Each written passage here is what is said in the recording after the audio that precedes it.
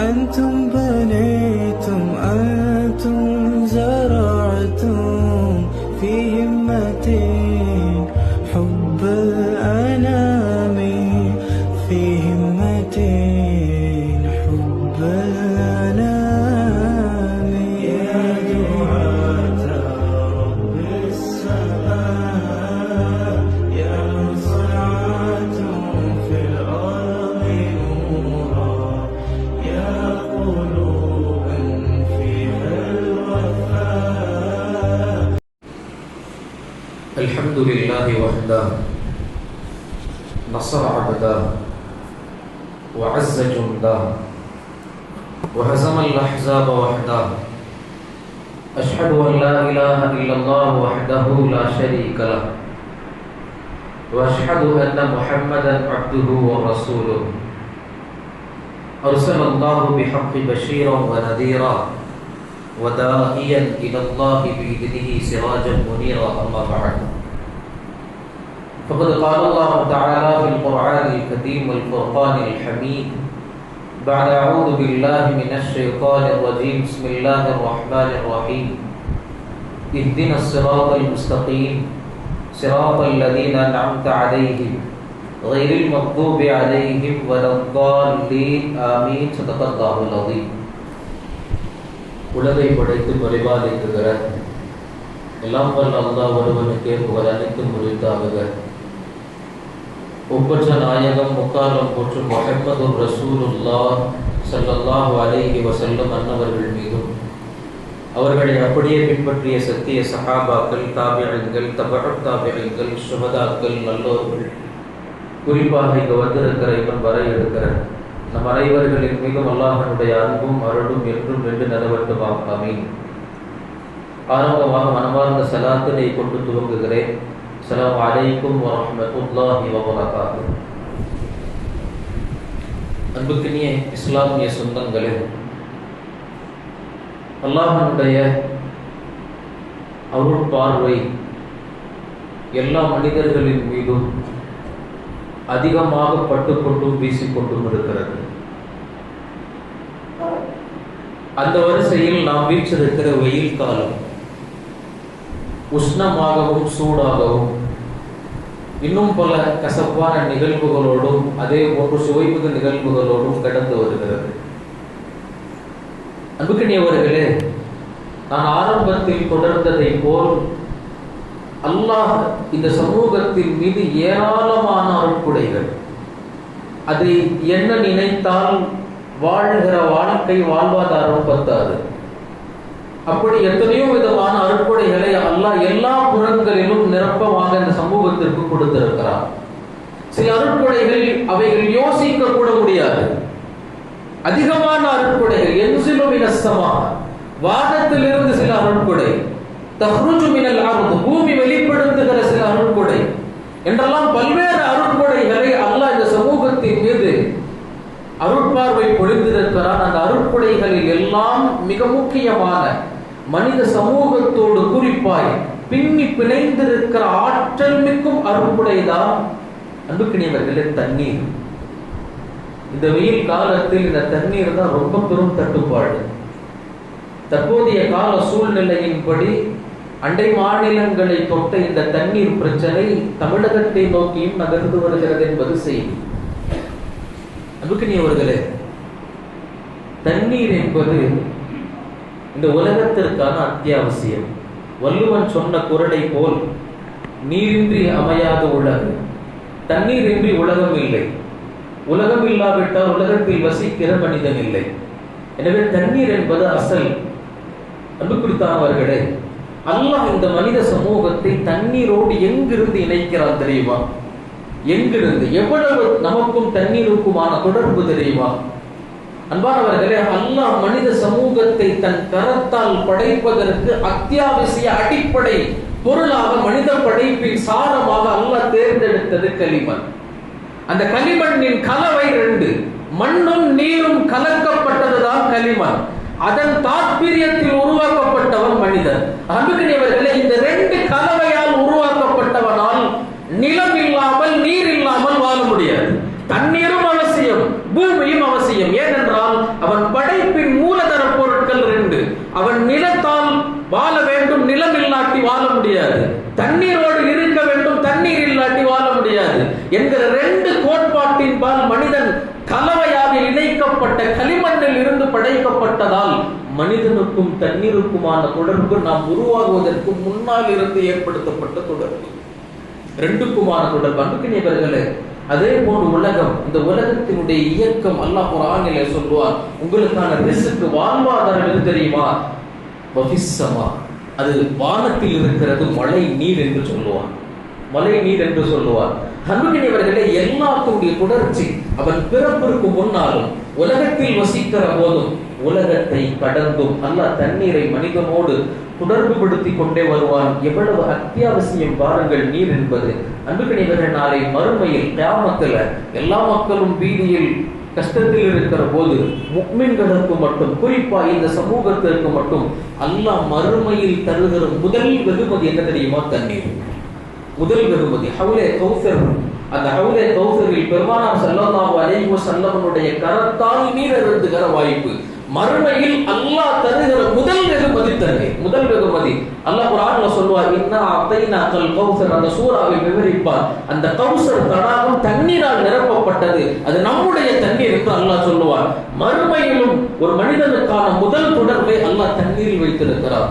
எல்லாத்தையும் கடந்து சொர்க்கத்துக்கு வாங்க, சொர்க்கத்துக்கு வாங்க. அல்லாஹ் குர்ஆன்ல சொர்க்கத்தினுடைய வர்ணனைகள் நிறைய பேசுவார், நிறைய சொல்லுவார். அதே போன்று அல்லாஹ் ஒரு இடத்திலே சொல்லுவார், அந்த சொர்க்கத்தின் வர்ணனைகள் பேசுகிற போது தண்ணீரை பற்றி அல்லாஹ் பேசாமல் இருந்ததல்ல, அந்த தண்ணீரை ஆரம்பமாக பேசுவான். சுவனத்தை பற்றி சொல்கிற போது அல்லாஹ் குர்ஆன்ல பல இடங்களில் பேசுவார். அன்புக்குரியவர்களே, அதில் ஒரு இடம் சொர்க்கத்தை பற்றி அல்லாஹ் சொல்வார், மஸலுல் ஜன்னத்தில் லதி உஇதல் முத்தகூன். இறையச்சமுடையவர்கள், எமக்கு கட்டுப்பட்டவர்கள், நான் சொன்ன வாழ்க்கையின்படி வாழ்ந்தவர்கள், இவர்களுக்காக சொர்க்கம் தயாராக இருக்கிறது. அந்த சொர்க்கத்துல என்ன இருக்கு தெரியுமா?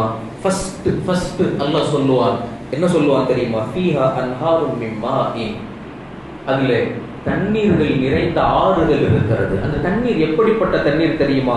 கைரி ஆசின், எந்த விதமான கலப்படங்களும் இல்லாத சுத்தமான நீர், பரிசுத்தமான நீர், மதுரமான நீர். இதற்கு பின்னால் தான் தண்ணீரை பேசிவிட்டு தான் அல்லாஹ் பாலாறு, தேனாறு, ஏனைய ஆறுகளை பேசுவார். நான் சொல்ல வருவது என்ன தெரியுமா?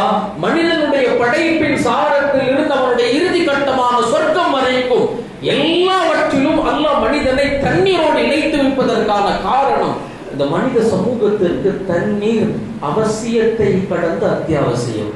அதில் இன்றைக்கு நாம் எவ்வளவு அலட்சியம் காட்டுகிறோம் என்பதை கவனிக்க தலைப்பு. அன்புக்குரியவர்களே, தண்ணீர்ல எவ்வளவு நாம் கவனம் செலுத்துகிறோம், எவ்வளவு மதிக்கிறோம். தண்ணீரை கண்ணியப்படுத்த வேண்டும், இது மார்க்கத்தினுடைய சட்டம். நான் பின்னால் விவரிப்பேன். தண்ணீரை கண்ணியப்படுத்த வேண்டும். இப்படி தண்ணீருக்கான தொடர்பும் மனிதனுக்கான தொடர்பும் பிரிக்க முடியாத தொடர்பு. ஒன்று பிரிஞ்சிச்சுன்னா அவன் இருக்க மாட்டான்னு அர்த்தம். தண்ணீர் இல்லாவிட்டால் அவன் இல்லை என்ற அர்த்தம். அன்புக்குரியவர்களே, அல்லாஹ் இந்த தண்ணீரை பற்றி குர்ஆன்ல சுமார் 63 இடங்களில் பேசுவார்.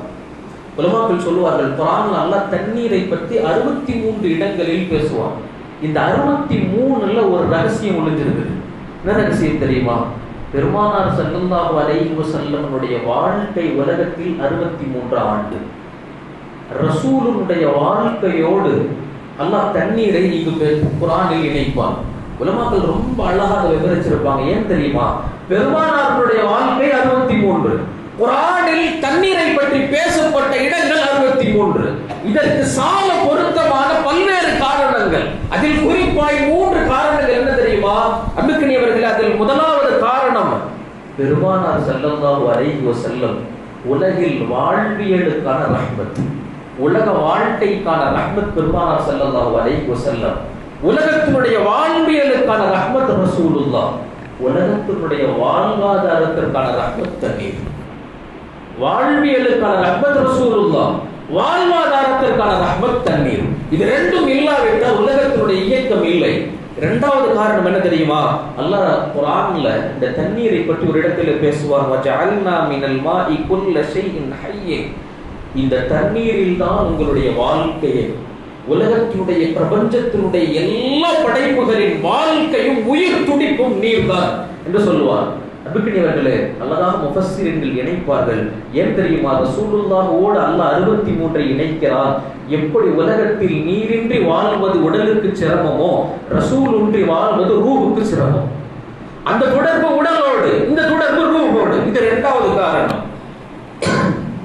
மூன்றாவது காரணம் சொல்லுவார்கள், எப்படி தண்ணீர் எல்லோருக்கும் பொதுவானதோ, இது ஏன் தண்ணி, இது ஓன் தண்ணி, இது உனக்கு மட்டும், இது எனக்கு மட்டும். இன்னைக்கு நம்மளும் அடிச்சுக்கிறோம், இது என்னுடைய அணை, இதனுடைய தண்ணி எனக்குள்ள, உனக்கு தரமாட்டேன், எனக்கு தரமாட்டேன். ஆனால் அல்லாஹ் நீருடைய விஷயத்தில் யாருக்கும் பாகுபாடு பார்ப்பதில்லை. அந்த தண்ணீர் எல்லாருக்குமான ரஹ்மத். அவனை ஏற்றவர்களுக்கும் ரஹ்மத், ஏற்காதவர்களுக்கும் ரஹ்மத். அதே போன்றுதான் பெருமானார் ஸல்லல்லாஹு அலைஹி வஸல்லம் ஏற்றவர்களுக்கும் அவர்கள் ரஹ்மத், ஏற்காமல் உதறி நிற்பவர்களுக்கும் அவர்கள் ரஹ்மத்.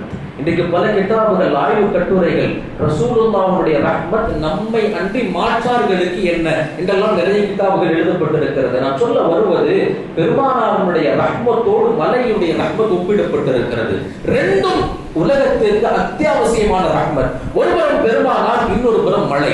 இது ரெண்டும் நீரும் பெருமானாரும் பிரிக்க முடியாத ரஹ்மத். எப்படி இந்த வாழ்வியல் உலக சமூகத்திற்கு பெருமானார் மிக பெரும் ரஹ்மத்தோ, அதே வழியில் அல்லாஹ் இன்னொரு ரஹ்மத்தை இயற்கை வழியாக தருகிறான், அது தண்ணீர் என்பது. எனவே இது ரெண்டு விஷயங்களிலும் கவனம் மிகவும் அவசியம் என்பதை குர்ஆன் நமக்கு உணர்த்துகிறது. அன்புக்குரியவர்களே, 63 இடங்கள் நான் சொன்னது. குர்ஆன் என்பது தண்ணீருடைய விஷயத்தை மிக விசாலமாக பல இடங்களில் பேசியுள்ளது. அன்பானவர்களே, இந்த தண்ணீருக்கு அல்லாஹ் 2 முகம் கொடுத்திருக்கிறான். 2 முகம். இதற்கு 2 விதமான தோற்றங்கள் உண்டு. ஒன்று ரஹ்மத் அசாஸ், அடிப்படை ரஹ்மத் என்பது இந்த தண்ணீர். இன்னொன்று அதாப், இன்னொரு தோற்றம் இருக்கிறது, அதாப் என்கிற தோற்றம். அல்லாஹ் குர்ஆன்ல தண்ணீரை பற்றி பேசுகிற இடங்கள் அல்லாஹ் முதல்ல சொல்லுவான், இந்த தண்ணீர் என்பது ரஹ்மத். எப்படிப்பட்ட ரஹ்மத் தெரியுமா? இந்த தண்ணீர் உங்களுக்கு முபாரக் என்று சொல்லுவான், இந்த தண்ணீர் உங்களுக்கு பரக்கத் என்று சொல்லுவார். யார் தண்ணீரை அதனுடைய மகிமை தெரிந்து கையாண்டுவார்களோ, அந்த ரஹ்மத் இருக்கிற இடத்தில் அவர்களும் ரஹ்மத்தானவர்கள், அவர்களும் ரஹ்மத்தானவர்கள். அல்லாஹ் குர்ஆன்ல சொல்லுவார் தண்ணீரை பற்றி, வனஸ்ஸல்னா மினஸ் ஸமாஇ மாஅம் முபாரகா, இந்த தண்ணீரை உங்களுக்கு நாம் பரக்கத்தானதாக இறக்கி இருக்கிறோம், பரக்கத்தாக இறக்கி இருக்கிறோம். இன்றைக்கு நிறைய ஆய்வு கட்டுரைகள் அன்புக்குரியவர்களே பேசப்படுகிறது. என்ன பேசப்படுது? அறிவுலக ஞானிகள் சொல்கிறார்கள், மழை தண்ணீர் முதல் மழை குடிக்காதீங்கன்னு சொல்றாங்க. ஏன் தெரியுமா? ஏன்னா நம்முடைய மாசு காற்றுகள் வானத்தினுடைய முதல் லேயர்ல படிஞ்சிருக்கிறனால முதல் மழை வேண்டாம், பின்னால் வருகிற மழை தண்ணீரை குடியுங்கள். அதை குடித்தால் இன்றைக்கு ஆய்வு சொல்லுகிறது சுமார் 98 நோய்களுக்கான நிவாரணம் மழை தண்ணீரில் இருக்கிறது. 98 நோய்களுக்கான நிவாரணம். அல்லாஹ் சொல்லுகிறான், இது முபாரக் என்று சொல்கிறான். வனஸ்ஸல்னா மினஸ் ஸமாஇ மாஅம் முபாரகா, வானத்திலிருந்து முபாரக்கான நீரை இறக்குகிறோம். அந்த நீர் சாதாரணமானதல்ல, பரக்கத்தானது. அதில் கவனம் தேவை என்று அல்லாஹ் முதலாவது சொல்லுவார். இன்னொரு சொல்லுவார், உங்களுக்கு பரிசுத்தமானதை உலகத்தில் நீங்கள் சுவைக்க வேண்டும் என்றால் தண்ணீரை தவிர மிக பரிசுத்தமான உணவு வேறு எதுவும் கிடையாது, வேற எதுவும் கிடையாது. அல்லாஹ் குர்ஆன்ல சொல்லுவான் தண்ணீரை பற்றி, வஅன்ஸல்னா மினஸ் ஸமாஇ ஷராபன் தஹூரா, வானத்தில் இருந்து உங்களுக்கு குடிப்பதற்காக மிக பரிசுத்தமான நீரை இறக்கி இருக்கிறோம். நீங்க உலகத்துல பரிசுத்தமான அல்லாஹ்வுடைய நேடு ரஹ்மத்தான உணவை சாப்பிட வேண்டும் என்றால் தண்ணீரை குடியுங்கள், அது மிக பரிசுத்தமானது என்று அல்லாஹ் குர்ஆன்ல 2வது முறை பேசுவார். அதே நகர்ந்து வந்தால் அல்லாஹ் நான் முன்னால் சொன்னதை போன்று சொல்லுவார், தண்ணீர் தான் எல்லாத்துக்கும் அசல், தண்ணீர் தான் எல்லாத்திற்கும் அடிப்படை. அல்லாஹ் சொல்லுவார், இந்த தண்ணீர் தான் உலகத்திற்கும் உலகத்தில் வசிக்கிற மனிதர்களுக்குமான வாழ்வாதாரம். வஃபிஸ் ஸமாஇ ரிஸ்குக்கும், வானத்தில் தான் உங்களுக்கான ரிஸ்க் இருக்கிறது. அது என்ன ரிஸ்க் தெரியுமா? விரிவுரை மழை. அந்த மழை சுமக்குகிற தண்ணீர், அந்த தண்ணீரில் தான் அகில உலகத்திற்கான ரிஸ்க்கும் அதில் தான் இருக்கிறது. அல்லாஹ் குர்ஆன்ல சொல்லுவான். அன்புக்குரியவர்களே, இப்படி தண்ணீரினுடைய ரஹ்மத்தும் முபாரக்கும் பரக்கத்தும் ஒரு புறம் இருக்க, இன்னொரு புறம் அன்புக்குரியவர்கள் அதற்கு நூஹ் அலைஹிஸ்ஸலாமுடைய வரலாற்றை குர்ஆனில் நாம் புரட்டியவர்களுக்கு தெரியும். அல்லாஹ் தண்ணீரை கொண்டு அழித்த வரலாறும் உண்டு, தண்ணீரால் ஆக்கமும் உண்டு, தண்ணீரால் அழிவும் உண்டு. அதில் நூஹ் அலைஹிஸ்ஸலாமுடைய வரலாறு அன்புக்குரியவர்களே, நூஹ் அலைஹிஸ்ஸலாம் என்னால் முடியாத ரப்பேன்னு கொண்டு போய் அந்த சமூகத்தை 950 வருடங்களினுடைய படாத பாடுக்கு பின்னால் அல்லாஹ்ட்ட ஒப்படைக்கும் போது கடைசியாக அல்லாஹ் அந்த சமூகத்தை அழிவுக்கு கொண்டு போவதற்காக தேர்ந்தெடுத்த ஆயுதம் தண்ணீர். அல்லாஹ் குர்ஆன்ல சொல்லுவான், வஃபதஹ்னா அப்வாபஸ் ஸமா, வானத்தின் கதவுகளை திறந்தோம், தண்ணீர் கொட்டியது. தண்ணி டேங்கை உடைச்சிட்டா தண்ணி எப்படி கொட்டும்? துளிகள் அல்ல, துளிகள் அல்ல. நூஹ் அலைஹிஸ்ஸலாமுடைய காலத்தில் பேய்ந்த மழை என்பது அருவி போல் கொட்டியது, வானத்திலிருந்து அருவி போல். வஃபதஹ்னா மினஸ் ஸமாஇ, நம் வானத்தில் இருக்கக்கூடிய கதவுகளை திறந்தோம், கதவுகளை திறந்தால் எப்படி கொட்டுமோ அது போன்று கொட்டியது. தொடர்ந்து பேசுவான், பூமியின் எல்லா நீரூற்றுகளையும் பிளந்தோம், வானத்தில் இருந்தும் தண்ணீர் வந்தது, பூமியில் இருந்தும் தண்ணீர் வந்தது, முழு உலகத்தையும் சூழ்ந்து அழித்தது. எனவே தண்ணீருக்கு ரெண்டு புறம் இருக்கிறது, ஒன்று அது ரஹ்மத், இன்னொன்று அது அதாப். அன்புக்கினியவர்கள், இப்படிப்பட்ட ரஹ்மத்தான நீரை கையாள வேண்டிய நாம் எப்படி கையாளுகிறோம் என்பது என்னுடைய கேள்வி. ஏன்னா தண்ணீர் இருக்கிறதே அது சாதாரணமான விஷயம் அல்ல. சமூகத்திற்கு தண்ணீர் சொல்லி தருகிற பாடம், இதை மட்டும் நீங்க தனி தலைப்பாக எடுத்து பேசலாம், தனி தலைப்பாக. அன்புக்கினியவர்கள், ஹாரூன் ரஷீத் மிகப்பெரிய மன்னர், நீங்க நிறைய வரலாறுகளில் கேள்விப்பட்டிருக்கலாம். ஹாரூன் ரஷீத் இப்னு ஸமா என்கிற மிகப்பெரிய அறிஞர் ஹாரூன் ரஷீதை சந்திக்க கோட்டைக்கு வருகிறார்கள். வந்த உடனே விருந்து உபசரிப்பு எல்லாம் முடிஞ்சிருச்சு. ஹாரூன் ரஷீத் ஒரு நல்ல மன்னர். அவருடைய வழமை என்னன்னா, தன்னை நோக்கி ஏதேனும் ஆளுங்கள் வந்தால் அவர்களை உபசரித்து உபதேசம் வாங்குவது அவருடைய பழக்கம். நசீஹத் செய்யுங்க, உபதேசம் செய்யுங்க அப்படின்னு சொல்லி கேட்கறது ஹாரூன் ரஷீதினுடைய பழக்கம். ஹாரூன் ரஷீத் கேட்கிறாங்க, இப்னு ஸமா எதுவுமே சொல்லல, உட்கார்ந்துக்கிறாங்க, சாப்பிட்டாங்க. கடுமையான வெயில். சொன்னாங்க, நான் மாடியில் இருக்கிற பால்கனியில போய் உட்காரணும். போய் உட்கார்ந்துட்டாங்க, வெயில் அடிக்குது. பக்கத்துல ஹாரூன் ரஷீத் ஆலிம் உட்கார்ந்து இருக்கிறார், நாம என்ன உள்ள போய் உட்கார்ற, அந்த மன்னரும் பக்கத்துல உட்கார்ந்து இருக்கிறார். கொஞ்ச நேரம் உட்கார்ந்துருந்தாங்க, கடுமையான சூடு தாங்க முடியல. ஹாரூன் ரஷீத் தன்னுடைய அடிமையை அழைத்து, ரொம்ப தாகமா இருக்கு, தண்ணி கொண்டு வாங்கண்டா. அவர் போய் ஒரு குவளையில தண்ணி கொண்டு வந்தார். குடிச்சு கிளாஸ்ல ஊற்றி குடிக்க போன ஹாரூன் ரஷீதுடைய கையை பிடிச்சிட்டாங்க இப்னு ஸமா. பிடிச்சிட்டு கேட்டாங்க, குடிக்காதீங்க. ஹாரூன் ரஷீத், ஏன் ரொம்ப தாகமா இருக்கு, ஒரு மிடராவது குடிச்சுக்கிறேன், நான் உங்கள்கிட்ட ஒரு கேள்வி கேட்கணும், அந்த கேள்விக்கு பின்னால் குடியுங்கள் என்றார். ஹாரூன் ரஷீதுக்கு ஒரு சின்ன தயக்கம். வெயில்ல ஒரு நேரம் உட்கார்ந்து தண்ணி உள்ளேயும் போக முடியல, குடிக்கவும் விட மாட்டாரு, வச்சுட்டாங்க. என்ன கேள்வின்னு கேட்டாங்க. அவர் கேள்வி கேட்டாரு, நீங்க கடுமையான பாலைவனத்தில் மாட்டிக்கிட்டீங்க, ரொம்ப நாட்களா தண்ணி இல்லை, தூரத்துல ஒரு மரத்தின் நிழலில் அமர்ந்திருக்கிறீர்கள், உங்களுடைய கடைசி தருணம் என்று வச்சுக்கோங்க, தொண்டை வறண்டு நாக்கு வெளியே தள்ளி தண்ணிக்காக ஏங்குறீங்க. அப்படி ஏங்குற போது உங்கள் பக்கத்துல ஒரு ஆள் குவளையில் தண்ணீரோடு நிற்கிறார். நீங்க அவர்கிட்ட தண்ணி கேட்டு காலில் கதறீங்க. அவர் கையில வச்சுக்கிட்டே நிக்கிற ஆளு உங்கள்கிட்ட ஒரு நிபந்தனை சொல்கிறார். என்ன நிபந்தனை தெரியுமா? அந்த நின்று பிசினஸ் பேசுறாரு, உங்க ஆட்சியில பாதி கொடுத்தா 1 மிடர் தண்ணி தருவேன், 1 மிடர் தண்ணி தருவேன். தண்ணீர் இல்லாததால் நாக்கு வறண்டு வெளியே தொங்குற சூழ்நிலை, மன்னர் கதறுகிறார். இப்ப சொல்லுங்க, என்ன செய்வீங்க? ஹாரூன் ரஷீத் கொஞ்சம் கூட யோசிக்கல, டக்குன்னு சொன்னாங்க, ஆட்சியில பாதி என்ன முழு ஆட்சியை கூட கொடுத்துருவேன், தண்ணி மட்டும் கேட்பேன், தண்ணி மட்டும் கேட்பேன். சொல்லிட்டு சொன்னாங்க, ஆட்சி என்ன இன்று இருக்கும் நாளை இருக்காது, ஆனா ரூஹுக்கு தண்ணீர் தான் அவசியம், ஆட்சி அவசியம் அல்ல, எனவே தண்ணி கேட்டு குடிச்சிருவேன். சரி, இப்ப தண்ணி குடிங்க. தண்ணி குடிச்சாங்க, ஒரு குவளை முழுக்க குடிச்சிட்டு வச்சாங்க. இன்னொரு குவளை கொண்டு வர சொல்லி அதையும் குடிக்க சொன்னாங்க, அதையும் குடிச்சிட்டாங்க. குடிச்சு கொஞ்ச நேரத்துல தண்ணி நிறைய குடிச்சா என்ன ஆகும்? பாத்ரூம் போகணுமா இல்லையா? பிஷாப்புக்கு எதிர்த்துக்காரு, இந்த வந்துடுறேன்ட்டு உடலை குடிச்சு உட்கார வச்சுட்டாங்க. ஹாரூன் ரஷீதுக்கு ரொம்ப சிரமமா போச்சு. முதல்லையாவது தாகம் சமாளிக்கலாம், இப்ப பாத்ரூம் போகணும். இப்போ போக முடியாட்டி என்ன ஆகுது? இடம் மோசமாயிடுச்சுன்னா மன்னர் வேற குடிச்சு உட்கார வச்சுட்டாங்க. இப்போ ஒரு கேள்வி, என்னையா கேள்வி? இந்த நேரத்தில் என்ன கேள்வி? இதை சொல்லிட்டு நீங்க போங்க.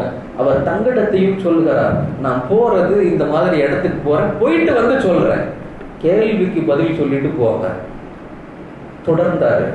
அதே போல் நீங்க ஒரு குவளை தண்ணீர் வாங்கி பாலைவனத்தில் குடித்தீர்கள். கொஞ்ச நேரத்தில் உங்களுக்கு சிறுநீர் வருது, ஆனால் சுரந்த சிறுநீர் வெளியே வர முடியல, சிரமமா இருக்குது, வர முடியல, ரொம்ப சிரமப்படுறீங்க, வயிறு இடுப்பு தலை எல்லாம் வலிக்குது, ஆனா உங்களால சிறுநீர் கழிக்க முடியல.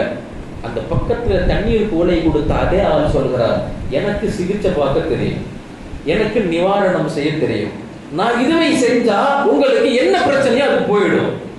இப்ப சொல்லுங்க, செய்யவா வேண்டாம்? தயவு செஞ்சு செய்யுங்க. சொல்வீங்களா இல்லையா? கேட்டார். ஆமா சொல்லுவேன். அவர் கேட்கிறாரு, உன் ஆட்சியின் மறுபாதி வேண்டும் நான் சிகிச்சை செய்ய. உடனே ஹாரூன் ரஷீத் சொன்னாங்களாம், என் ஆட்சியில பாதி அல்ல, இவருக்கு முழுசா கூட கொடுத்து அவருக்கு அடிமையா கூட சேர்ந்துக்கிற, தயவு செஞ்சு என்னால முடியல, கஷ்டமான சூழ்நிலை, எப்படியாவது செஞ்சு நான் சிறுநீர் கழிப்பு உதவி செய்யுங்க. உடனே நிறுத்திட்டு அந்த அந்த அரசர் கேட்டார். அரசர் பாத்ரூம் போதெல்லாம் சொல்லிட்டு வந்துட்டு உட்கார்ந்தோடனே இப்போ கையை பிடிச்சி கேட்டாங்களா, இப்னு ஸமா இதன் மூலமாக நீங்கள் என்ன பாடம் கற்றீர்கள்னு கேட்டாங்களாம். அருண் ரஷீத் மிகப்பெரிய ஆலிம் அவர் சொன்னாராம், அல்லாஹ்வுடைய நியமத்துக்கான ஒரு சொட்டு நீருக்கு என்னுடைய முழு ஆட்சியும் சமம் அல்ல. இப்போ நிறுத்திட்டு இப்னு ஸமா சொன்னாங்களாம், அல்லாஹ்வுடைய ரஹ்மத்தான ஒரு சொட்டு தண்ணீர் அல்ல, அல்லாஹ்வுடைய ரஹ்மத்தால் உனக்கு வெளியாகுகிற அந்த நஞ்சான ஒரு சொட்டு சிறுநீருக்கு கூட ஆட்சி சமம் அல்ல அப்படின்றாங்க. அன்புக்கு நீவர்கள் நாம் சொல்ல வருவது பாருங்கள், அல்லாஹ் எவ்வளவு பெரிய ரகசியம் தண்ணீரில் ஒளித்து வைத்திருக்கிறான். உள்ளே குடிக்காட்டியும் பிரச்சனை, குடிச்சது வெளியே வராட்டியும் பிரச்சனை, இவ்வளவு அற்புதங்களை அல்லாஹ் நீரில் வைத்திருக்கிறார். இப்படிப்பட்ட தண்ணீரினுடைய தட்டுப்பாடு நம்மை நோக்கி வருகிற போது அன்புக்கு நீவர்களே, அந்த தண்ணீருக்கு சில ஹக்குகள் இருக்கிறது. அதற்கான கடமைகள் என்ன, எப்படி தட்டுப்பாடை சமாளிப்பது, அது என்னுடைய தலைப்பின் இறுதி. தட்டுப்பாடை எப்படி சமாளிப்பது, 5 விஷயங்கள் செய்தால் தண்ணீர் தட்டுப்பாடில் இருந்து தப்பிக்கலாம். நீ உலகத்தில் எத்தனையோ பேர் சொல்லுவாங்க, தண்ணீர் கம்மியானதுக்கு காரணம் அது, தண்ணீர் கம்மியானது காரணம் இது, உலகத்தினுடைய சூழ்நிலை சரியில்லை, சீதோசன நிலை சரியில்லை, கிளைமேட் ஒத்து வர மாட்டேங்குது, அதுல அது இதுல இது நிறைய அப்பார்ட்மெண்ட் வந்துருச்சு, மக்கள் தொகை பெருகிருச்சு, இதுவெல்லாம் உலக காரணங்கள். 2 பேர் இருந்தாலும் அல்லாஹ் உணவளிக்க தெரியும், கோடி பேர் இருந்தாலும் இறைவனுக்கு கொடுக்க தெரியும். கொடுப்பவன் அவர். தண்ணீரை நாம உற்பத்தி பண்றது இல்ல, சமூகத்தை நாம உற்பத்தி பண்றது இல்ல, சூழ்நிலைகளை நாம் கட்டுப்படுத்துவதல்ல, எல்லாத்தையும் கட்டுப்படுத்துபவன் அவர். அப்ப முதல்ல நம்முடைய கவனம் எங்க இருக்கணும் தெரியுமா? குர்ஆன் சொல்வது தண்ணீர் இல்லாவிட்டால் உலகம் 1000 காரணம் சொல்லட்டும், முஸ்லிம் கவனிக்க வேண்டியது மார்க்க ரீதியான காரணம். முதல் காரணம் என்ன தெரியுமா? தண்ணீர் தட்டுப்பாடு வேண்டாம் என்றால் குர்ஆன் ஃபர்ஸ்ட் காரணம் சொல்வது மார்க்கத்தில் தட்டுப்பாடு இருக்கக்கூடாது. மார்க்கத்தை உறுதியாக கடைபிடித்தால் தண்ணீர் தட்டுப்பாடு வராது. கட்ட தொழுது நோன்பு வச்சு அல்லாஹ் சொன்ன மாதிரி இருந்தா தண்ணி கிடைக்குமா? இது சம்பந்தமே இல்லையே, லிங்க் சம்பந்தமே இல்லையே. அன்புக்கு நீவர்களே, அல்லாஹ் குர்ஆன்ல சொல்றான், என்ன சொல்றான் தெரியுமா? அல்லாஹ்வுடைய வாசகம் அல்லாஹ் குர்ஆன்ல சொல்றான், நாம் சொன்ன மார்க்கத்தில் நீங்கள் உறுதியாக இருந்தால் அஸ்கைனாஹும் மாஅன் கதகா, உங்களுக்கு மதுரமான தண்ணீரை தொடர்ச்சியாக தருவோம். எவ்வளவு தட்டுப்பாடு வந்தாலும் தண்ணி கிடைச்சுக்கிட்டே இருக்கும். நாம சொன்ன மார்க்கத்தில் நீங்கள் தவறாமல் உறுதியாக இருந்தால் அஸ்கைனாஹும் மாஅன் கதகா, சுவையான தண்ணீர், ஆரோக்கியமான தண்ணீர் உங்களுக்கு நாங்க தர தயார். தொடர்ந்து தட்டுப்பாடு இல்லாமல். முதல் காரணம் என்ன தெரியுமா? மார்க்கத்தில் உறுதியாக இருந்தால் கிடைக்க வேண்டியது எல்லாம் கிடைக்கும். நான் முன்னால் சொன்னது உங்களுக்கு புரிஞ்சிருக்கும் நினைக்கிறேன். நீங்க பாருங்க, அல்லாஹ் மனிதனுடைய படைப்பை படைத்ததற்கு 2 கலவை என்று சொன்னேன். நீரும் மண்ணும் களிமண்ணாக உருவாக்கப்பட்டவன் தான் மனிதன் என்று. உலகத்தினுடைய அமைப்பை பாருங்கள், நீரும் பூமியும் தான் உலகம். அப்படின்னா அல்லாஹ்வுடைய செயல்பாடுகள், மனிதனுடைய செயல்பாடுகளை அல்லாஹ் பூமியோடு உலகத்தோடு சம்பந்தப்படுத்தி வைத்திருக்கிறார். ரொம்ப நுணுக்கமான பாயிண்ட் இது, நுணுக்கமான பாயிண்ட். நீங்க தவறு செய்தால் இந்த உலகத்தினுடைய சூழ்நிலை, சீரோச நிலை உங்களுக்கு என்ன தர வேண்டுமோ அதை தராது. நீங்கள் சரிவர இருந்தால் சுற்றி இருப்பவை எல்லாம் சரிவர இருக்கும். சுருக்கமான பாடம் இது. நான் நீண்ட விளக்கங்களுக்குள் போகவில்லை. அன்புக்குரியவர்களே, அல்லாஹ் இங்கு விளக்குவது என்ன தெரியுமா? உனக்கான சூழ்நிலை மாற்றத்திற்கான காரணம் மார்க்கத்தில் நீ தவறு செய்வது. மார்க்கத்தை சரியான முறையில் கடைபிடித்தால் உனக்கு வருகிற எல்லா பிரச்சனையும் அல்லாஹ் தீர்வு செய்வான். நிறைய உதாரணங்கள் இருக்கலாம், நீங்க பார்க்கலாம். அதற்கு ரலியல்லாஹு அன்ஹுவுடைய காலத்துல எகிப்து நாடு கைப்பற்றப்படுகிறது. அந்த எகிப்தினுடைய கவர்னராக அப்துல்லாஹ் பின் அம்ர் பின் ஆஸ் ரலியல்லாஹு அன்ஹு பொறுப்பேற்கிறார்கள். போன முதல் வருஷம் அந்த நாட்டினுடைய வளமை, அங்க வாழ்ந்தவங்க எல்லாம் கிபித்தியர்கள். யூசுப் அலைஹிஸ்ஸலாமுடைய காலத்தில் வாழ்ந்த அவர்களுடைய பரம்பரை கிபித்தியர்கள். அதுல பாதிக்கு பாதி முஸ்லிம், மீதியர்கள் எல்லாம் கிபித்தியர்களா இன்னும் இருக்கிறாங்க. அம்ர் பின் ஆஸ் கவர்னர். அங்க போய் இருக்கிற போது அவங்க நம்ம 12 மாசத்தை ஃபாலோ பண்ண மாட்டாங்க. கிபித்தியர்களுக்கு அவங்க கிபித்து மொழிக்குன்னு சொல்லி தனி மாத கணக்கு இருக்கிறது, அதுதான் ஃபாலோ பண்ணுவாங்க. அப்படி ஃபாலோ பண்ற ஒரு மாசம் என்ன தெரியுமா? அந்த 12 மாசத்துல ஒரு மாசம், அந்த மாசம் வந்துட்டா அவங்களுடைய நிலைமை எப்படி மாறிடும்னு சொன்னா, ஹஜ்ரத் அப்துல்லாஹ் பின் அம்ர் பின் ஆஸ் கிட்ட வந்தாங்க. வந்து சொன்னாங்க, அப்துல்லாஹ் பின் அம்ர் பின் ஆஸ், நீங்கள் தலைவராக நிர்ணயிக்கப்பட்டிருக்கிறீர்கள். இந்த மாசம் கிபித்தி மொழிப்படி பஹூனா என்கிற மாசம், பஹூனா என்கிற மாதம்.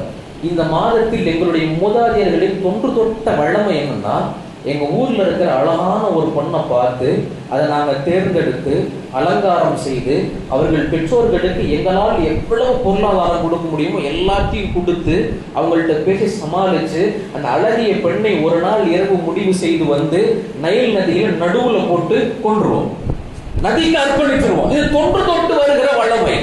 இதை நாங்கள் செய்யணும். இப்படி செஞ்சாதான் அடுத்த வருடம் தொடர்ச்சியான மழையால் நைல் சிறக்கும், நைல் நதி சிறக்கும். இல்லாட்டி பெரிய பிரச்சனை வந்துடும்.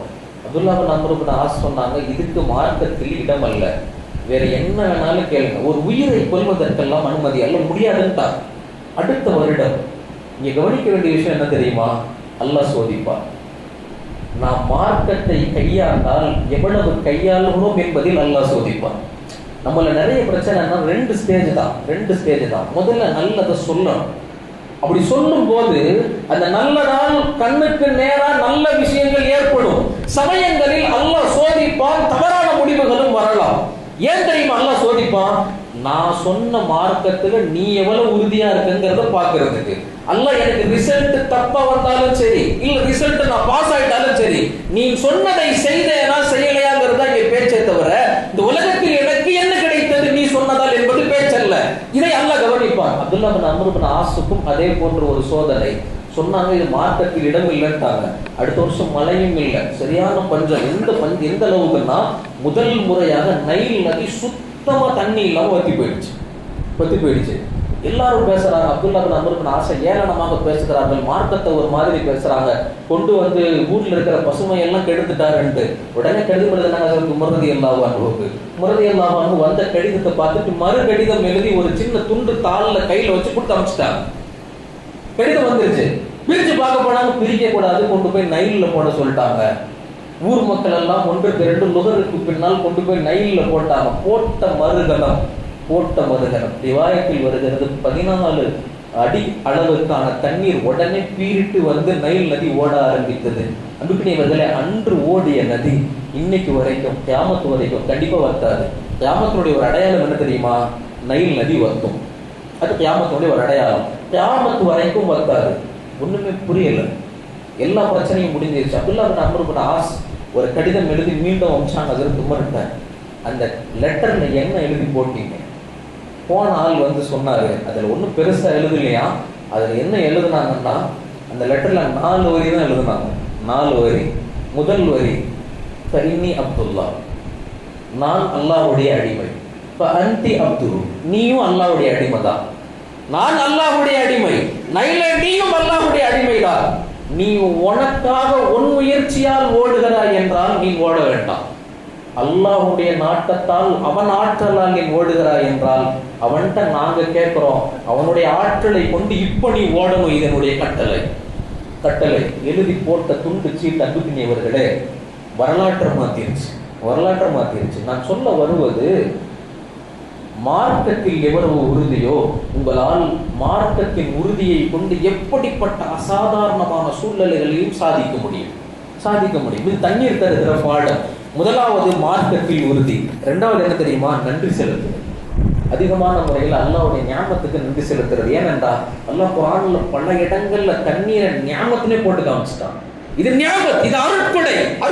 இது அருட்கொடை வந்தால் அதுக்கு நன்றி செலுத்துதல்ங்கிறது கடமை.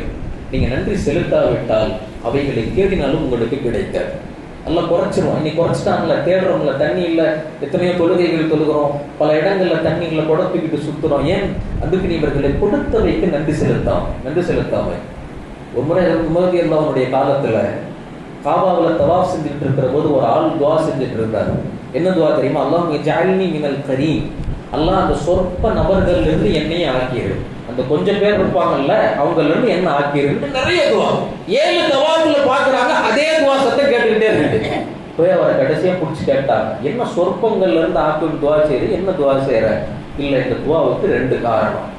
முதல் காரணம் என்ன தெரியுமா? அல்லாஹ் குர்ஆன்ல சொல்றான், வகலீலும் மின் இபாதியஷ் ஷகூர், என்னுடைய அடியார்கள் ரொம்ப சொற்பமானவங்க தான் நான் கொடுத்த ஞாபகத்துக்கு நன்றி செலுத்துபவர்கள்.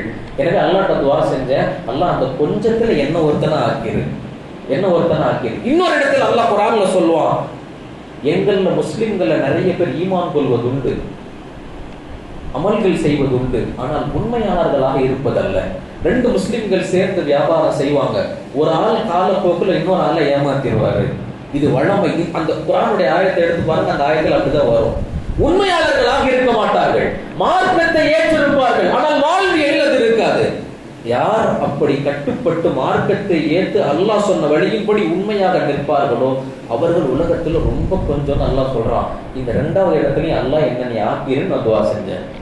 நான் துவா செஞ்சேன். இந்த 2 துவா இது கேட்டு அதில் உமரதி அல்லாஹ் அசந்து போய் சொன்னாங்க, எவ்வளவு மார்க்க மேதை. குல்லு நாசின் அஃதலு மின் உமர். இருக்கிற எல்லா மனிதர்களும் உமரை விட சிறந்தவங்களா இருக்காங்களே, உங்களுக்கு நான் ஆட்சியாளராக கவலைப்பட்டாங்க.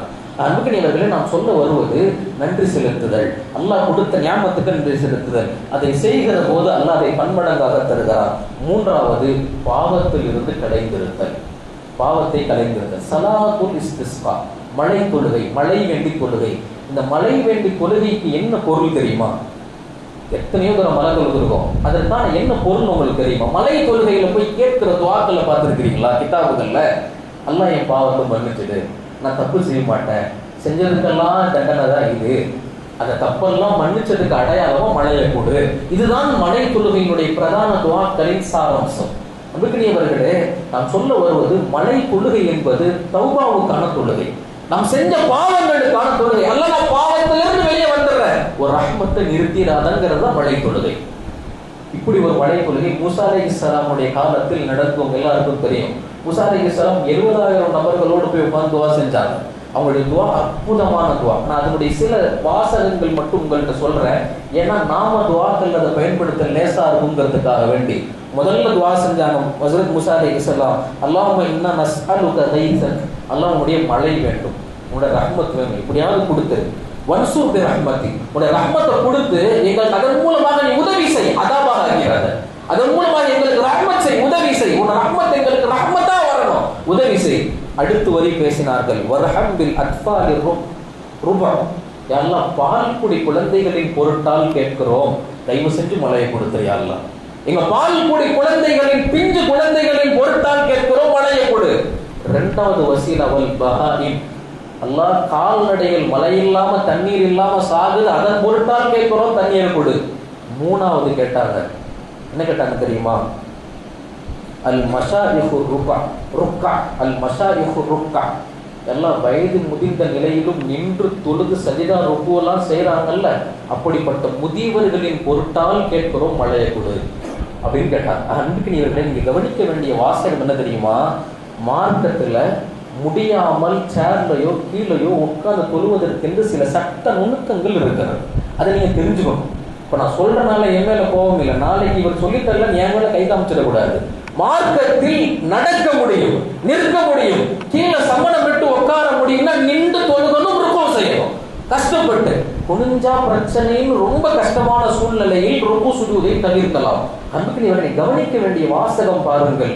அல்லாஹ் என்ன சொல்றான்? துஆவை ஏற்பதற்கான வசீலாவாக வயது முதிர்ந்த காலத்திலும் நின்று தொழுது ருக்கு சுஜூது செய்பவர்கள் பொருட்டால் துஆவை ஏற்றுக.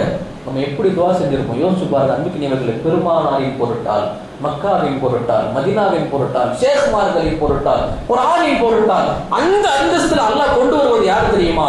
வயது முதிர்ந்த காலத்திலும் அல்லாஹுக்காக மெனக்கெட்டு நின்று ருக்கு சுஜூது செய்து தொழுபவர். இவருடைய தொழுகைக்கு அல்லாஹ் அப்படிப்பட்ட சிறப்பு. அவரை கை காமிச்சு கேட்டா துஆ கபூலாகும், துஆ கபூலாகும். அன்புக்கினியவர்களே, இப்படிப்பட்ட துவா செஞ்சு முடிக்கிறாங்க. முடிவுல அல்லாஹ்வுக்கு ஒரு பதில் வந்தது, துவா ஏற்றுக்கொள்ள முடியாது. ஏன்னா 70,000 பேர்ல ஒரு பாவி இருக்கிறாரு, தொடர்ந்து 40 ஆண்டுகள் தொட்டு தொட்டு பாவம் செய்பவர், அவன் இருக்கிற வரைக்கும் மழை வராது, அவனை கிளம்ப சொல்லுங்க அப்படின்னு சொல்லி மூசா அலைஹிஸ்ஸலாம் ஏலான் செஞ்சாங்க, அறிவிப்பு செஞ்சாங்க. 70,000 பேர்ல ஒரு ஆள் இருக்கிறாரா, 40 வருடம் தொடர்ந்து பாவம் செய்தவன், அவன் போனாதான் துவா கபூல் ஆகும், மழை வரும். உடனே சொல்லியிருப்போம். அந்த ஆள் பார்த்தாரு நிமிர்ந்து, கூட்டத்துல ஒரு பை எந்திரிக்கல, தெரிஞ்சிருச்சு நம்ம தான் தெரிஞ்சிருச்சு. எந்திரிச்சா 70,000த்துல ஒரு ஆள் எந்திரிச்சா அவன் நிலைமை என்ன யோசிச்சு பாருங்க. தான் தோல்ல போட்டிருக்கிற துண்டை எடுத்து தலைக்கு மேல போட்டு கீழே குனிஞ்சு துவா செய்யறாரு. எல்லாம் 40 வருஷம் நான் செஞ்ச பாவத்தை மறைச்சு வச்சிருந்த ரப்பனி, 40 வருஷம் உனக்கு மாற்றம் செஞ்சவனை மன்னிச்சு கண்ணியமா வச்சிருந்த ரப்பனி, இப்ப நான் எந்திரிச்சுட்டா நான் எவ்வளவு கேவலமா போயிடுவேன், எவ்வளவு தரங்கட்ட நிலையில மக்களின் பார்வைக்கு போயிடுவேன். இப்ப சொல்றேன் என்ன மன்னிச்சிடலாம். இவ்வளவுதான் துவா, இவ்வளவுதான் துவா. மூசா அலைஹிஸ்ஸலாம் 3 தடவை ஏலான் பண்ணாங்க, யாரும் எந்திரிக்கல. 4வது தடவை ஏலானுக்காக சொல்றாங்க, தூக்கி வெளியே போட்டுருவேன், அடுத்து யாருன்னு கேட்டு பிடிச்சு அடையாளம் கண்டு அவரை வந்து வெளியே போட்டுருவேன் அல்லாட்ட கேட்டு சொல்லி முடிக்கிறாங்க. மழை பெஞ்சிருச்சு. மூசா அலைஹிஸ்ஸலாம் ஒன்றும் புரியல. அல்லாட்ட போய் கேட்டாங்க, யா அல்லாஹ், என்ன நீ இந்த மாதிரி ஒரு நிகழ்வு சொன்னா அது வெளியே நடக்கிறதுக்குள்ள மழை வந்துருச்சு, நான் யாருக்காக தடுத்தேனோ அவனுக்காகத்தான் இந்த ரஹ்மத்தை அனுப்பினேன். யோசிச்சு பாருங்க, எவ்வளவு பெரிய ரஹ்மான் பாருங்க, எவ்வளவு பெரிய ரஹ்மான். நம்ம விவரிக்க முடியாது. அல்லாஹ் பத்திலாம் பேசி விவரிச்சு அல்லாஹ் புரிய முடியாது. அவனை புரிஞ்ச கல்பு வெடிச்சிடும். அவ்வளவு பெரிய ரஹ்மான். யாருக்காக இத்தனை ஆண்டுகள் மழை இல்லாமல் வைத்தேனோ அவனுக்காக அனுப்பினேன் சொல்லுங்கள். ஏன் செஞ்சாங்க? யாருக்காக அல்லாஹ் தடுத்தானோ அவனுக்காக கொடுத்தான். யார் அவரு அப்படின்னு கேட்டாங்க. 40 ஆண்டு காலங்கள் மறைத்து வைத்திருந்த என்னுடைய அடியானை இப்ப வெளிப்படுத்துவேன் நினைக்கிறீங்களா மூசா? நினைக்க மாட்டேன், ஒருபோதும் வெளிப்படுத்த மாட்டேன். இதில் கவனிக்க வேண்டிய 2 விஷயம் என்ன தெரியுமா? அல்லாஹ்வுக்கு முன்னாடி நீ எவ்வளவு பாவம் செஞ்சாலும் சரி, மனமுருகி மன்றாடி ஒரு சொட்டு கண்ணீர் வந்துச்சுன்னா தலை குனிஞ்சு முக்காடு போட்டு அழுதால் எவ்வளவு நேரம் அழுதுருப்பாரு? 3 ஏலம் 3 அறிவிப்புக்கு நடுவில் எவ்வளவு நேரம் துவா இருந்திருக்கும்? உருக்கமான கல்வோடு கண்கலங்கி கண்ணீர் வடிகிற போது எத்தனை வருட பாவங்களாக இருந்தாலும் மன்னிக்க ரஹ்மான் தயார். பாவத்துக்கு அந்த மஜ்லிஸ்ல உட்கார யாரு தயார்? இது முதலாவது செய்தி. 2வது என்ன தெரியுமா? அல்லாஹ் எவ்வளவு பெரிய சத்தா, ஒரு நபி கேட்டும் கூட காட்டி கொடுக்கவில்லை. என்னுடைய அபத்து, என்னுடைய அடிமை மூசா அலைஹிஸ்ஸலாமுடைய கௌமுக்கு இவ்வளவு பெரிய அந்தஸ்து என்றால், அல்லாஹ்வுடைய ஹபீப் ரசூலுல்லாஹ் ஸல்லல்லாஹு அலைஹி வஸல்லம் உடைய கௌமுக்கு எவ்வளவு பெரிய அந்தஸ்து, எவ்வளவு அந்தஸ்து. அல்லாஹ் இந்த கௌமுக்காக தனக்கு பிடித்தவர்களை தேர்ந்தெடுத்திருக்கிறான், பொறுக்கி எடுத்திருக்கிறான். ரசூலுல்லாஹ்வுடைய உம்மத்தில் அந்த பொறுக்குகளில் நாமளும் ஒருவர். அந்த பொறுக்கி எடுத்ததில், அவன் பிரியத்தில், அவன் கருணையில் ஏனையவர்களை விட நாமும் ஒருவர் என்கிற போது மனித படைப்பாய் பிறந்த நமக்கு இதைவிட பெருமை என்ன இருக்கிறது? அன்புக்கினியவர்களே, நான் சொல்ல வருவது, பாவங்களை நாமும் மறைக்கணும். அவன் எவ்வளவு பெரிய தப்பு செஞ்சிருக்கணும், உங்களுக்கு வெளியே தெரிஞ்சிச்சுன்னா மறைங்க. யார் மறைக்கிறார்களோ அல்லாஹ் அவர்களை மன்னிக்கவும் செய்கிறான், அவர்கள் பாவங்களை இன்மையிலும் மறுமையிலும் மறைக்கவும் செய்கிறார். அல்லாஹ் தௌஃபீக் செய்வானாக. 2வது நாம் கவனிக்க வேண்டிய மிக முக்கியமான 3வது விஷயம் பாவத்தில் இருந்து களைதல். 4வது விஷயம் தண்ணீரை சிக்கனமான முறையில் செலவு செய்தல். இது கவனிக்க வேண்டிய விஷயம். முஸ்லீம்ல வர்ற மிகப்பெரிய ரிவாயத்தை நபி ஸல்லல்லாஹு அலைஹி வஸல்லம் ஒதுவுக்காக எடுத்த தண்ணீர் எவ்வளவு தெரியுமா? ஒரு முத்து அப்படிங்கிற அளவுங்கிறது இந்த கை இருக்குல்ல, இந்த கையில 2 கை அளவு தண்ணி எடுத்தீங்கன்னா அவ்வளவுதான். இதுதான் ஒரு முத்து. அல்லாமா மர்ஹூம் கலீல் அஹ்மது கீரனூரி ரஹிமஹுல்லாஹ் அவங்க வெறும் டீ கடையில் கொடுக்குற டீ கிளாஸ் இருக்குல்ல, அந்த கிளாஸ் தண்ணியை வாங்கி முழு ஒழுவு செஞ்சு காமிச்சாங்க. இது சாத்தியம் என்று செஞ்சு காமிச்சாங்க. இன்னைக்கு நீங்க யூடியூப்ல எதையோ பாக்குறீங்க, இந்த மாதிரி வீடியோ பாருங்க, இன்னும் நிறைய வீடியோக்கள் இருக்குது. இவ்வளோன்னு தண்ணியில எப்படி ஒழு செய்யலாம் கற்றுக் கொடுக்கலாம். அன்புக்கினியவர்களே, தண்ணீரை சிக்கனமான முறையில் செலவு செய்வது 4வது. 5வது தண்ணீரை கண்ணியமான முறையில் கண்ணியமான முறையில் நடக்கிறது. கண்ணியமான முறையில்னா என்ன? நேரம் சுருக்கமாக இருக்கிறது, ஒரே வரியில் முடிக்கிறேன். சுன்னத்தான முறையில் தண்ணீரை கையாள்வது, அது தண்ணீருக்கு செய்கிற மரியாதை. அதாவது சுன்னத்தான முறைனா என்ன? தண்ணி குடிக்கும் போது நின்றுகிட்டு மடக்கு மாடு மாதிரி குடிக்கிறதல்ல. தண்ணியை எடுத்து அதை பார்த்து உட்கார்ந்து 3 மிடலாக மூச்சு விட்டு பிஸ்மில்லா சொல்லி குடித்து முடித்ததற்கு பிறகு அல்ஹம்துலில்லாஹ் சொல்லுவது. இது தண்ணீர் குடிப்பதின் சுன்னத்து. சுன்னத்தான முறையில் கையாளுவதுதான் தண்ணீருக்கு செய்கிற கண்ணியம். கடைசியாக இறுதியாக ஒரு நினைவூட்டலோடு முடிக்கிறேன். அன்புக்கினியவர்களே, தண்ணீரை சதக்கா செய்வது, தண்ணீரை சதக்கா செய்வது. அல்லாஹ் இதற்கு நிறைய சிறப்புகள், நான் ரமலான்ல கூட இது தனி தலைப்பாக நான் உங்களுக்கு விவரித்தேன். நிறைய சிறப்புகள் அல்லாஹ் தண்ணீரை சதக்கா செய்வதற்கு வைத்திருக்கிறார். இறுதியாக நான் சொல்கிறேன், நம்முடைய பகுதியினுடைய ஒரு வளமை என்னன்னா, தண்ணீர் பந்தல் வைப்போம் இல்லையா? தண்ணீர் பந்தல் இப்போ அதனுடைய வளமை தொடர்ந்துருச்சு. வளர்பிறைக்கான ஒரு அடையாளமாக அது இருந்தது. நான் நினைவூட்டுகிறேன், அல்லாஹ் தௌஃபீக் செய்வானாக. அல்லாஹ் நாளைக்கு மறுமையில கபருக்கு போனதுக்கு பின்னாடி 7 அமல்களுடைய நன்மையை தொடர்ந்து கொண்டு வந்துகிட்டே இருப்போம். அந்த 7ல முதலாவது அமல் என்ன தெரியுமா? முக்கியமான அமல், தண்ணீரை தானம் செய்தவர், கிணறு வெட்டி கொடுத்தவர். அந்த கிணறு இருக்கிற காலம் வரைக்கும் அவங்களுக்கு தண்ணி போய்கிட்டே இருக்கும், சவாபு போய்கிட்டே இருக்கும். நீங்க தண்ணீர் பந்தல் வச்சு ஒரு வளமுறையை உருவாக்குங்க. யாரு குடிக்கட்டும், ஒருத்தருடைய தாகம் தணியட்டும். அல்லாஹ் நாளைக்கு நம்முடைய பல பேருடைய தாகங்களை எல்லாம் தணிப்பார். அதனுடைய வளமுறை நம்ம அடுத்த தலைமுறைக்கு சொல்லிக் கொடுங்க, இப்படி கொண்டு வாங்க, இப்படி வைங்க. இதனுடைய சவாபை நாம் போனாலும் அன்புக்கினியவர்களை கடைசி வரைக்கும் வந்து கொண்டிருக்கும். அல்லாஹ் தௌஃபீக் செய்வானாக. தேவையான மக்களுக்கு தண்ணீர் தாகங்களை தவிர்த்து